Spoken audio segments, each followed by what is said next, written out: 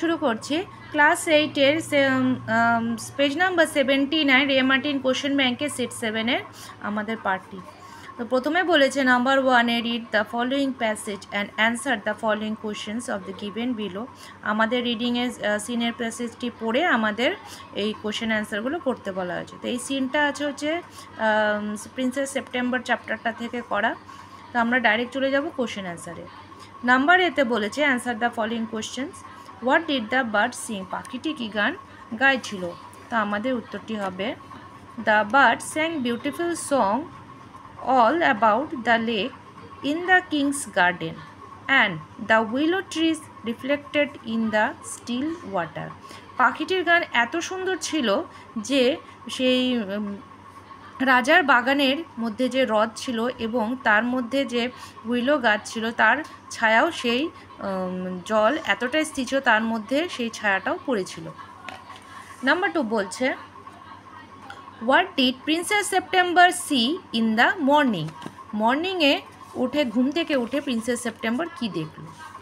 When Princess September awoke in the morning, he saw that the little bird was still sitting on the end of the bed. যখন princess September ঘুম থেকে উঠলো সে তখন দেখলো যে ছোট্ট পাখিটি বিছানার ঠিক কোনায় তখনও বসে আছে।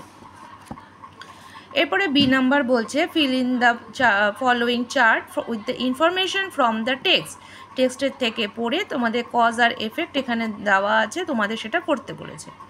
নাম্বার 1 বলছে princess September was very unhappy. এখানে প্রিন্সেস সেপ্টেম্বর খুব অখুশি ছিল, তার ফলে কি হয়েছিল? আমাদেরকে এফেক্টটা লিখতে হবে। তো এফেক্ট কী হবে? শি ওয়াজ সুইপিং, তার ফলে she was sweeping alone one day in her own room when she saw a little bird hop in. সে দেখলো, সে যখন সকালে কাঁদছিল একা একা, সে দেখলো যে সেই তার নিজের রুমে একপাশে সেই ছোট পাখিটি তখনও আছে। নাম্বার 2 বলছে এফেক্ট দেওয়া আছে the little bird said good morning. সেই ছোট্ট পাখিটি তাকে গুড মর্নিং বলেছিল, তার কারণটা কী ছিল? কজ কী হবে এখানে? When princess awake the next day the little bird was still sitting. সেই যখন প্রিন্সেস সেপ্টেম্বর সকালে ঘুম থেকে উঠলো পরের দিন, সে দেখলো ছোট্ট পাখিটি তখনও সেখানে বসে আছে। নাম্বার 3 বলছে the little bird agreed to stay with princess September. ছোট্ট পাখিটি রাজি হয়ে গিয়েছিল প্রিন্সেস সেপ্টেম্বরের সঙ্গে থাকার জন্য। তার ফল এফেক্টটা কী লিখবো আমরা এখানে? Princess September clapped her hands with delight. সে আনন্দের সঙ্গে তার হাততালি দিচ্ছিল। এটা হয়ে গেল আমাদের 1-এর বি নাম্বারে কোশ্চেন। এরপর নাম্বার 2-তে বলেছে আমাদের দ্য সি থেকে দেওয়া কবিতার পার্ট দিয়ে দেওয়া হচ্ছে এখানে। এখন আমাদেরকে এখানে এ নাম্বারে বলেছে match the words in A with the correct meaning in column B. A আর বি এর সঙ্গে আমাদেরকে মেলাতে বলেছে। তো আমাদের এখানে যেটা হবে দেখো, শ্যাগি, শ্যাগি মানে যেটা অপরিষ্কার সেটা হবে রাও। মোয়ান মানে নিজে নিজে গুঙানো মনে মনে, এটা হবে গ্রোয়ান। আর এখানে নাম্বার 3 হবে গ্ন্যাও মানে চিবানো, বাইটস অ্যান্ড চিউ। এরপরের বলেছে এখানে নাম্বার বি বলেছে write true false. True false করতে বলা হয়েছে। Number 1 the giant sea dog is blue in colour. সেই দৈত্যাকার সমুদ্র কুকুরটি ছিল দেখতে এক নীল রঙের। তো এই পোর্শনটি হবে আমাদের ফলস এবং এর সাপোর্টিং স্টেটমেন্ট হবে the sea is hungry dog giant and grey. Number 2 বলছে the giant sea dog shakes his side over the cliffs when it is water shock. এই পোর্শনটি হবে আমাদের 2। এটার সাপোর্টিং স্টেটমেন্ট হবে shaking his wet sides over the cliffs. Number C বলছে আমাদেরকে question answer বলছে answer the following question in each of the full sentences. Number 1 who is the poet of the poem. এই কবিতার লেখক কে ছিল? তাহলে আমরা লিখব এখানে the poet is James Reeves. Number 2 what does the sea dog do hour upon hour, ঘন্টার পর ঘন্টা সি ডগ কী করতো? দ্য সি ডগ নাও the rumbling tumbling stones hour upon hour. সে ঘন্টার পর ঘন্টা সেই সমুদ্রে কী করতো? সেই পাথরের ওপরে আছড়ে আছড়ে পড়তো বারবার। নাম্বার 3 বলছে what does the moon do at night, রাত্রে চাঁদ কী করত? At night the moon rocked in the stormy cloud. হয়ে গেল আমাদের সিন পোর্শন। এরপরে আসছি আমরা পরের পেজে আনসিনের পোর্শন নিয়ে। আমাদের পরের পেজে আনসিন বলছে, একটি ছোট প্যাসেজ দেওয়া আছে, বলছে Casabianca a boy of 10 was on the back of the ship. জাহাজের মধ্যে ঠিক দাঁড়ানো ছিল ক্যাসাবিয়ানকা, যার বয়স ছিল 10 বছর। His father came to him and said, তার বাবা তার কাছে এসে বলল, my boy you must stand here, তুমি এখানেই থাকো, ডোন্ট লিভ দ্য প্লেস, তুমি কিন্তু জায়গা থেকে সরবে না। I am going to the other side, আমি অন্যদিকে যাচ্ছি। I will come back soon, আমি তাড়াতাড়ি চলে আসবো। The captain left the deck, সেই ক্যাপ্টেন মানে জাহাজের ক্যাপ্টেন ছিল হচ্ছে তার বাবা, সে ছেড়ে দিল ডেকটা। ক্যাসাবিয়ানকা স্টুড দেয়ার, সেখানেই ছিল দাঁড়িয়ে। He heard the sound of fire, সে আগুনের আওয়াজ শুনতে পাচ্ছিল। সাম ম্যান ওয়ার ফ্লিং, কিছু লোক পালিয়ে যাচ্ছিল। হি অলসো হার্ড দ্য ক্রাইস, বা সে চিৎকার কান্নার আওয়াজে শুনছিল, বাট ডিড নট মুভ, কিন্তু নড়ছিল না। Suddenly the ship caught fire, হঠাৎ করে তার জাহাজে আগুন লেগে যায় এবং স্প্রেড ওভার দ্য ডেক, সে ডেকের মধ্যে পুরো আগুনটা ছড়িয়ে পড়ে। All other left the burning deck, পুরো ডেকটা আগুনে চলে যায়।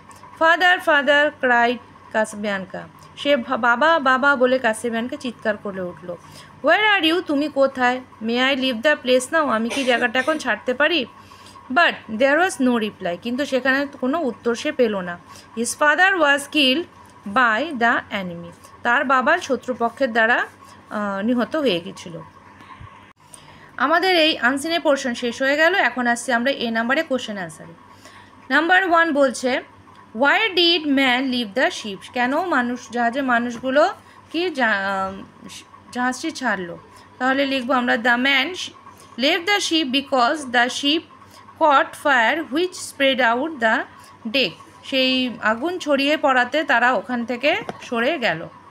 নাম্বার 2 বলছে what happen to Casabianca's father, তার বাবার কি হয়েছিল? কাসাবিয়ানের বাবার কি হয়েছিল? Casabianca's father was killed by the enemy, তিনি শত্রুপক্ষের দ্বারা হত্যা হয়েছিলেন। এরপরে আসছি আমরা নাম্বার বিতে, choose the correct alternative. Casabianca was the son of, captain হবে।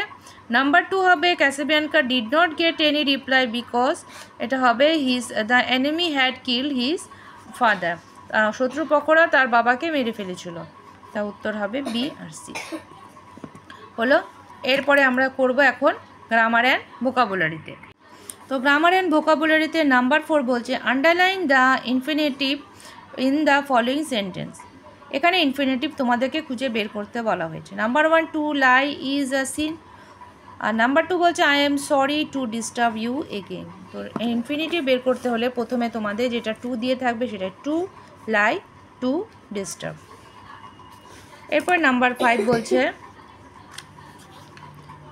I know a man who is a doctor. এখানে বলছে তোমাদের আইডেন্টিফাই করতে বলেছে মেইন ক্লজ, ডিপেন্ডেন্ট ক্লজ কোনটা সেটা বের করতে বলা হয়েছে। তো তোমাদেরকে টোটাল করে দেওয়া হয়েছে এখানে। আই নো এ ম্যান, এটা হবে main clause, who is a doctor হবে ডিপেন্ডেন্ট ক্লজ।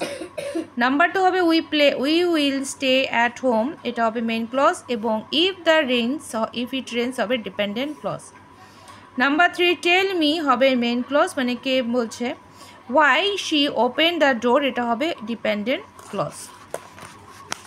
এরপরে নাম্বার 6 বলছে identify the noun phrase, adjective phrase and adverb phrase of the in the following sentence. Number 1 food and shelter, she has none. এখানে she has নান, খাবার এবং আশ্রয় কোনোটি তার নেই। এক্ষেত্রে তোমাদের ক্লজ হবে ফুড অ্যান্ড শেল্টার হবে নাউন ফ্রেজ, কোনটা নেই তার? ফুড অ্যান্ড শেল্টার, সেজন্য হবে নাউন ফ্রেজ। নাম্বার 2 বলছে her voice is pleasing to the year, তার স্বর মানে কি শুনতে খুব মধুর লাগে। তাহলে এই ক্ষেত্রে হবে প্লিজিং টু দ্য ইয়ার, এটা হবে অ্যাডজেক্টিভ ফ্রেজ। নাম্বার 3 হচ্ছে Mrinal is a jewel of a boy. Mrinal খুব জুয়েল ছেলে, মানে খুব বুদ্ধিমান ছেলে। এ জুয়েল অফ এ বয় হবে নাউন ফ্রেজ। নাম্বার 4 বলছে feel yourself at home.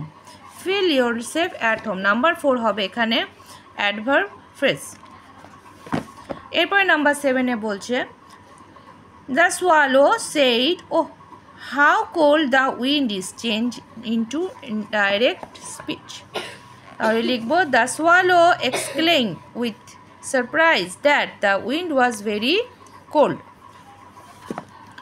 Number 2 the rose which grew in our garden is very beautiful. এখানে প্রিন্সিপাল অ্যান্ড সাবঅর্ডিনেট ক্লজ তোমাদেরকে বের করতে বলা হয়েছে।